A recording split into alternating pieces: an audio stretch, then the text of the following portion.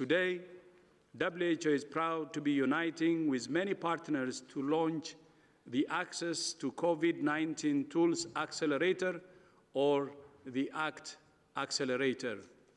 This is a landmark collaboration to accelerate the development, production, and equitable distribution of vaccines, diagnostics, and therapeutics for COVID-19. We're facing a common threat, which we can only defeat with a common approach. O pole WHO he ahoni ke kau whakataha pa me ngā hoa ngaūe lahi. A ki hano hifoa ki e whainga maari ki he COVID-19 Tools ACD Accelerator. Pe ko hano whakapawei, hano kamata ngaūhi mo lawa ki na pangapanga maari e mau whainga maari ki hano ahi o huhu malu'i Koviti tahiwa. Whaitoo pe mo huhu malu'i. Ko whengaue aki lahi eni, ki whakapawei hano whau mo tu whaki tatau e whaitoo huhu malu'i me whakamoui maha ki he Koviti tahiwa. O taulo tonga whihangangai me whakamana tatau a ia e lawa pe hano I kunai aki hafonga ho whakawhipak tatau. We look forward to supporting the Global Coronavirus Response Summit on the 4th of May, which will drive forward our collective global effort to tackle coronavirus.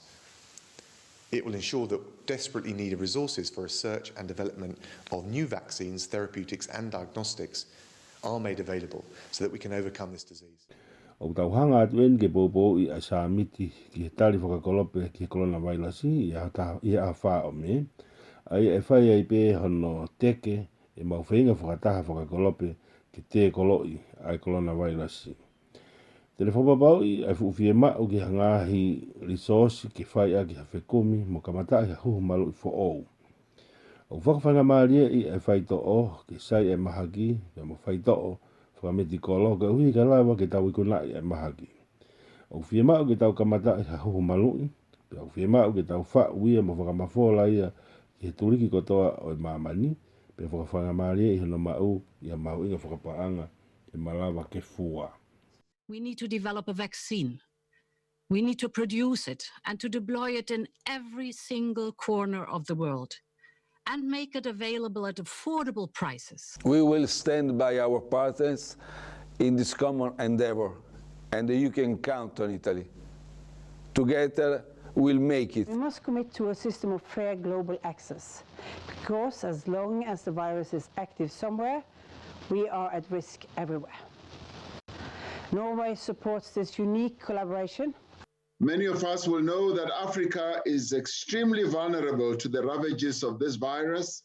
As Africa, we are pleased to be part of the global effort. Malaysia is fully committed to being part of this time-bound effort. In order to counter COVID-19, we need vaccines, effective treatments, and fast and reliable tests. We need them soon. And most importantly, everybody needs them. Te mautua ta whaaki pe I mo ngahi partner I he whainga tau ko eni. Whai ki he taingata, pe lawa ke tuku mai ho whalala ki Itali, pe he tau whakataha te tau lawaan. Ko pau ke tau tuku pā I ha sistemi u tau e whainga maari e whakakolope. Ko wheha wheitu o ku mo uiai e wailasi o ku tuu ai I he tuunga whakatu utamaki. Pe au popo I noa wei a ngaūe whakataha tuutaha ko eni. O ku tukolaha ki tau tolu o ku mo uilo o ku futu la wea ngofua a Afrika I hona whakaauha e wailasi ko eni. O ku mau whiewhia ki hoko ko konga o I whainga whakakolope ko eni. O ku tukupāga kata o Malaysia ki lawa ki ni whawhipaki e Koviti tahiwa. Ki lawa ki whakawhipaki e Koviti tahiwa o whie mau ia ki ia I huhu malu'i. Whai to'o mo tafi, pia mo wawe, pia mo hau tesi whalala anga. O ku tau whie mau wawe ia, pia koe mea mahau inga taha o whie mau ia e taha kotoa.